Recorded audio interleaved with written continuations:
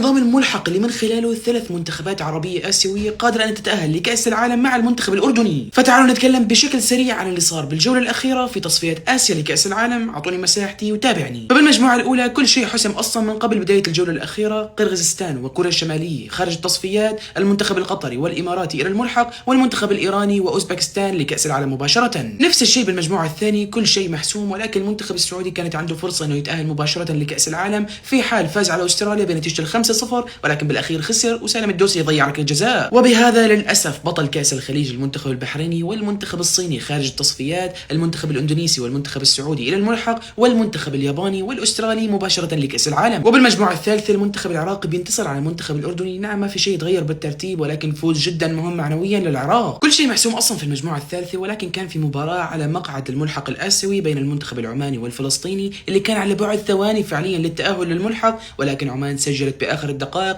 عن طريق ركلة الجزاء. وبهذا للأسف المنتخب الكويتي والفلسطيني خارج التصفيات، المنتخب العماني والعراقي إلى الملحق، والمنتخب الكوري والأردني كأول منتخب عربي بيتأهل مباشرة لكأس العالم. نظام الملحق كالتالي وبكل بساطة: فرق المركز الثالث والرابع تأهلت وأصبحوا 3 مستويات. المستوى الأول السعودية وقطر، المستوى الثاني العراق والإمارات، والمستوى الثالث عمان وإندونيسيا. هذول ال6 منتخبات راح يتقسموا لمجموعتين، كل مجموعة فيها 3 منتخبات، وكل منتخب راح يلعب مباراتين. متصدر كل مجموعة راح يتأهل مباشرة لكأس العالم، وصيف كل مجموعة راح يلعب ضد بعض مباراة ذهاب وإياب، الفائز فيها راح يلعب ملحق عالمي ممكن من خلالها يتأهل لكأس العالم.